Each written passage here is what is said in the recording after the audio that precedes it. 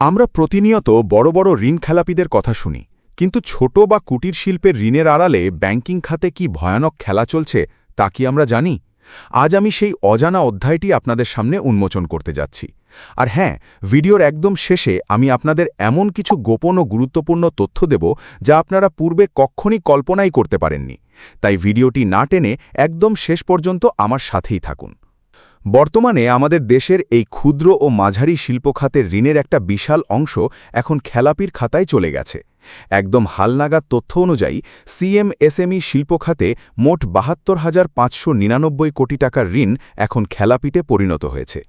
এই বিশাল অঙ্কের টাকার কথা চিন্তা করলেই গা শিউরে ওঠে, কিন্তু এর চেয়েও ভয়াবহ তথ্যটি আমি এখন আপনাদের দেব। এই ৭২,৫৯৯ কোটি টাকার খেলাপি ঋণের মধ্যে শীর্ষ ১০টি ব্যাংকেরই খেলাপি ঋণ হল ৪৯,৫৮৯ কোটি টাকা। অর্থাৎ এই খাতের মোট খেলাপি ঋণের ৬৮.৩০% মাত্র ১০টি ব্যাংকের কাঁধে। অথচ একটি মজার ব্যাপার খেয়াল করুন, পুরো ব্যাংক খাতের মোট সিএমএসএমই ঋণের ৩৮% কম ঋণ রয়েছে এই ব্যাংকগুলোতে। অর্থাৎ তারা ঋণ দিয়েছে কম, কিন্তু তাদের খেলাপি হওয়ার হার আকাশচুম্বী। এই ১০টি ব্যাংকের এমন চরম ব্যর্থতা ও উচ্চ খেলাপির প্রভাবে পুরো ব্যাংক খাতেই এখন ছোট ঋণের খেলাপির হার অস্বাভাবিকভাবে বেড়ে গেছে। সরকার এবং বাংলাদেশ ব্যাংক সবসময়ই চায় ক্ষুদ্র উদ্যোক্তারা যেন বেশি বেশি ঋণ পায়। জাতীয় এসএমই নীতির আলোকে ২০২৯ সালের মধ্যে ব্যাংকগুলোর মোট ঋণের ২৭% সিএমএসএমই খাতে বিতরণের লক্ষ্যমাত্রা নির্ধারণ করেছে সরকার। এই লক্ষ্য পূরণের জন্য ২০২৫ সাল নাগাদ ঋণের অন্তত ২৫% এই খাতে দেওয়ার কথা বলা হয়েছিল। এই ক্ষুদ্র ও মাঝারি ঋণ বাড়ানোর প্রধান উদ্দেশ্যই হল দেশে ব্যাপক কর্মসংস্থান বাড়ানো। কারণ বিশ্বের যত উন্নয়নশীল দেশ আছে তারা সবাই সবসময়ই এই ক্ষুদ্র শিল্প খাতে সবচেয়ে বেশি জোর দিয়ে থাকে। বর্তমান সরকারও তাদের প্রথম ১৮ মাসে ১ কোটি নতুন কর্মসংস্থান সৃষ্টির বিশাল লক্ষ্য ঠিক করেছে। আর এই লক্ষ্য অর্জনের জন্য বন্ধ হয়ে যাওয়া কারখানাগুলো সচল করতে বিশেষ তহবিল গঠনসহ নানা ধরনের যুগান্তকারী উদ্যোগ নেওয়া হয়েছে। বাংলাদেশ ব্যাংকের সর্বশেষ প্রতিবেদন অনুযায়ী ব্যাংকগুলোর মোট ঋণ স্থিতি দাঁড়িয়েছে ১৮,১৭,৭৩৬ কোটি টাকা। এর মধ্যে ক্ষুদ্র খাতে দেওয়া হয়েছে মাত্র ৩,০১,৩৯৭ কোটি টাকা।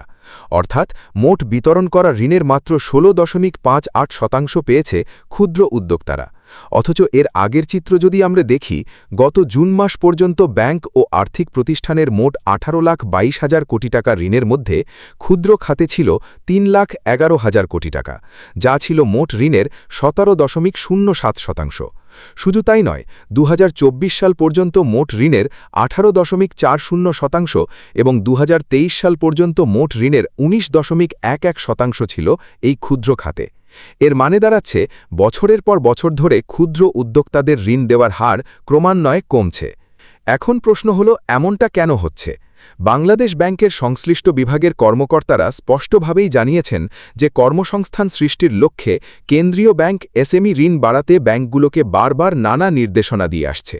কিন্তু আমাদের দেশের ব্যাংকগুলোর মানসিকতা হল তারা কম কষ্টে বেশি মুনাফা করতে চায়। ছোট ছোট হাজার হাজার উদ্যোক্তাকে ঋণ দিয়ে তদারকি করার চেয়ে বড় বড় কর্পোরেট প্রতিষ্ঠানকে একবারে হাজার কোটি টাকা ঋণ দেওয়াকে তারা অনেক বেশি সহজ এবং লাভজনক মনে করে। তাই তারা সবসময়ই কর্পোরেট ঋণে বেশি আগ্রহ দেখায়। কিন্তু এই লোভের ফাঁদে পড়ে বড় ঋণ দিয়ে অনেক ব্যাংক আজ চরম ঝামেলায় পড়েছে। সেই বিশাল অঙ্কের টাকা আদায় না হওয়ায় সাম্প্রতিক সময়ে দেশের বেশ কয়েকটি ব্যাংকের কার্যক্রম প্রায় স্থবির হয়ে পড়েছে। এখন এই জাতীয় সাধারণ ঋণ ও ২ মাস পর্যন্ত বকেয়া ঋণের বিপরীতে মাত্র 0.50% হারে প্রভিশন রাখতে হচ্ছে। অথচ এর আগে সাধারণ ঋণে 1% এবং বকেয়া ঋণে 5% প্রভিশন রাখতে হতো। শুধু কি তাই, নারী উদ্যোক্তাদের জন্য বিনা জামানতে 25 লাখ টাকা পর্যন্ত এবং অন্যান্য ক্ষেত্রে 5 লাখ টাকা পর্যন্ত ঋণ দেওয়ার সুযোগ করে দেওয়া হয়েছে। এমনকি যেসব ক্ষুদ্র ব্যবসায়ীর করদাতা শনাক্তকরণ নম্বর বা টিআইএন নেই, তারাও যে কোনো ব্যবসা সংক্রান্ত সনদ বা ট্রেড লাইসেন্স দেখিয়ে 5 লাখ টাকা পর্যন্ত ঋণ নিতে পারছেন। এত সব অভাবনীয় সুযোগ সুবিধা দেওয়ার পরও ব্যাংকগুলো ক্ষুদ্র উদ্যোক্তাদের পাশ কাটিয়ে সেই বড় কর্পোরেট খাতেই ঋণ দিতে বেশি ছুটছে। এবার আসুন আপনাদের ব্যাংক খাতের সার্বিক খেলাপি ঋণের একটা চিত্র দিই।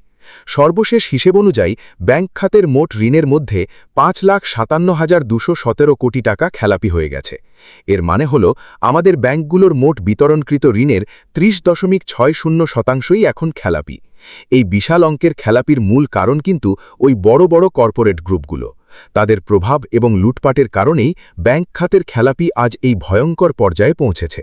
তবে একটা বিষয় পরিষ্কার করা দরকার, মাত্র 10টি ব্যাংকের উচ্চ খেলাপির পরও ব্যাংক খাতের মোট খেলাপির তুলনায় সিএমএসএমই বা ক্ষুদ্র খাতে খেলাপির হার কিন্তু আনুপাতিকভাবে অনেক কম।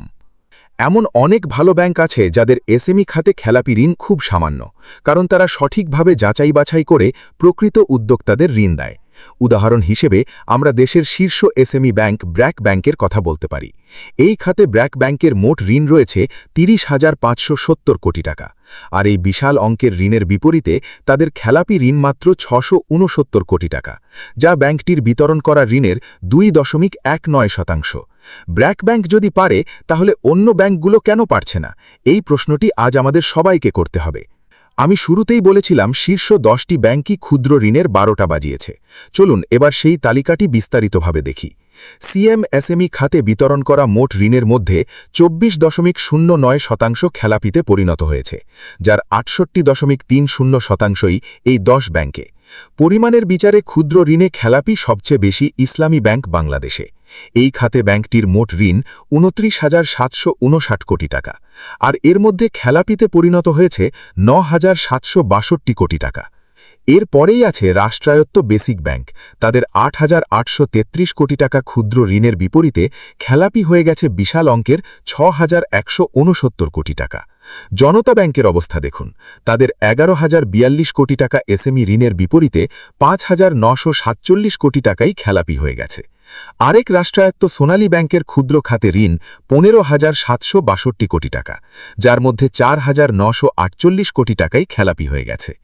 তালিকার পঞ্চম স্থানে থাকা ফার্স্ট সিকিউরিটি ইসলামী ব্যাংকের চিত্র আরও ভয়াবহ। ব্যাংকটির মোট 5,107 কোটি টাকা ঋণের মধ্যে 4,884 কোটি টাকাই খেলাপিতে পরিণত হয়েছে। চিন্তা করতে পারেন, প্রায় পুরো ঋণটাই খেলাপি। এরপর আছে আল আরাফা ইসলামী ব্যাংক, তাদের 15,452 কোটি টাকা সিএমএসএমই ঋণের মধ্যে 3,891 কোটি টাকা এখন খেলাপি। এসআইবিএল বা সোশ্যাল ইসলামী ব্যাংকের 4,953 কোটি টাকা ঋণের 3,242 কোটি টাকা খেলাপি। পদ্মা ব্যাংকের 3,337 কোটি টাকা ঋণের মধ্যে 3,214 কোটি টাকাই খেলাপি হয়ে গেছে, এবং এক্সিম ব্যাংকের 5,759 কোটি টাকা ক্ষুদ্র ঋণের মধ্যে 3,058 কোটি টাকা খেলাপি হয়ে গেছে। এই হলো আমাদের ব্যাংকিং খাতের তথাকথিত রথী মহারথীদের আসল চেহারা। এরা ক্ষুদ্র উদ্যোক্তাদের নাম ভাঙিয়ে ঋণ বিতরণ করেছে, কিন্তু সেই টাকা আর ফেরত আনতে পারছে না। আমি আপনাদের কথা দিয়েছিলাম ভিডিওর শেষে এমন কিছু গোপন ও গুরুত্বপূর্ণ তথ্য দেব যা আপনারা পূর্বে কখনই কল্পনাও করতে পারেননি। এতক্ষণ আমরা যে পরিসংখ্যান আর তথ্যগুলো দেখলাম, তার ভেতরের আসল সত্যটা এবার আমি আপনাদের জানাবো। আপনারা কি কখনো ভেবে দেখেছেন, ছোট ছোট মুদি দোকানদার, বুটিক শপের মালিক, হস্তশিল্পের কারিগর বা ছোট কারখানার মালিকরা যখন ব্যাংক থেকে 5 লাখ বা 10 লাখ টাকা ঋণ নেয়, তারা কি সেই টাকা মেরে দিয়ে বিদেশে পালিয়ে যায়? কখনোই না। ক্ষুদ্র উদ্যোক্তারা তাদের ব্যবসা বাঁচানোর জন্য, নিজেদের অস্তিত্ব টিকিয়ে রাখার জন্য নিয়মিত ঋণের কিস্তি পরিশোধ করার আপ্রাণ চেষ্টা করে। ব্র্যাক ব্যাংকের মাত্র 2% খেলাপি ঋণই তার সবচেয়ে বড় প্রমাণ। তাহলে এই যে ইসলামী bank, basic bank, first security বা পদ্মা ব্যাংকে ক্ষুদ্র ঋণের নামে হাজার হাজার কোটি টাকা খেলাপি হলো, এই টাকাগুলো আসলে কোথায় গেল? গোপন সত্যটি হল, এই অসাধু ব্যাংকের দুর্নীতিবাজ কর্মকর্তারা সিএমএসএমই খাতের নাম করে ক্ষুদ্র ঋণের সাইনবোর্ড ঝুলিয়ে আসলে বড় বড় প্রভাবশালী এবং বেনামি প্রতিষ্ঠানকে ঋণ দিয়েছে। বাংলাদেশ ব্যাংকের সুবিধাগুলো ভোগ করার জন্য এবং কাগজে কলমে এসএমই লক্ষ্যমাত্রা পূরণের ভান করার জন্য তারা বড় বড় কর্পোরেট ঋণগুলোকে ভেঙে ভেঙে ছোট ঋণের নামে ভুয়া কাগজপত্রে বিতরণ দেখিয়েছে। আসল ক্ষুদ্র উদ্যোক্তা, যাকে হয়তো 5 লাখ টাকা দিলে তার ব্যবসাটা দাঁড়িয়ে যেত, সে ব্যাংকের দরজায় মাসের পর মাস ঘুরেও জুতার তলা ক্ষয় করে ফেলেছে, কিন্তু ঋণ পায়নি। আর অন্যদিকে ক্ষমতাসীনদের আশীর্বাদপুষ্ট বড় বড় রাঘব গোয়ালরা বেনামে বা ভুয়া ট্রেড লাইসেন্স তৈরি করে এই ক্ষুদ্র খাতের হাজার হাজার কোটি টাকা নিজেদের পকেটে পুরেছে। যেহেতু এই টাকাগুলো প্রকৃত ব্যবসার জন্য নেওয়া হয়নি, পুরোটাই লুটপাটের উদ্দেশ্যে নেওয়া হয়েছে, তাই সেগুলো আর কখনোই ব্যাংকে ফেরত আসেনি এবং আসবেও না। ফার্স্ট সিকিউরিটি বা পদ্মা ব্যাংকের মোট এসএমই ঋণের প্রায় পুরোটাই খেলাপি হয়ে যাওয়ার পেছনে এটাই হলো সবচেয়ে বড় এবং তিক্ত সত্য। এই ব্যাংকগুলো শুধু যে আমাদের দেশের অর্থনীতির মেরুদণ্ড ভেঙে দিচ্ছে তা নয়, এরা লক্ষ লক্ষ বেকার যুবকের স্বপ্নও খুন করছে। যে টাকাটা দিয়ে হাজারো নতুন কর্মসংস্থান তৈরি হতে পারত, সেই টাকা দিয়ে আজ বিদেশে বেগম পাড়ায় বাড়ি কেনা হচ্ছে। বাংলাদেশ ব্যাংক যতই নিয়ম শিথিল করুক, যতই ছাড় দিক না কেন, ব্যাংকের ভেতরের এই পচন দূর না করলে দেশের ক্ষুদ্র ও মাঝারি শিল্প খাতের কোনো উন্নতি হবে না। আমাদের এই গোপন সত্যিগুলো বুঝতে হবে এবং এর বিরুদ্ধে সোচ্চার হতে হবে। আজকের এই বিশ্লেষণধর্মী ও তথ্যবহুল ভিডিওটি আপনাদের কেমন লাগলো তা অবশ্যই কমেন্ট করে জানাবেন। দেশের অর্থনীতি ও ব্যাংকিং খাতের এমন আরও অনেক অজানা ও গুরুত্বপূর্ণ বিষয় নিয়ে আমি নিয়মিত আপনাদের সামনে হাজির হব। ভিডিওটি ভালো লাগলে লাইক দিন এবং আপনার বন্ধু ও পরিচিতদের সাথে বেশি বেশি শেয়ার করে এই সত্যগুলো সবাইকে জানার সুযোগ করে দিন। আর হ্যাঁ, আমার চ্যানেলটি সাবস্ক্রাইব করতে ভুলবেন না। আপনাদের সমর্থনই আমাকে আরও ভালো এবং তথ্যবহুল কন্টেন্ট তৈরি করতে অনুপ্রেরণা যোগায়। সবাই ভালো থাকবেন, সুস্থ থাকবেন এবং নিজের দেশের অর্থনীতি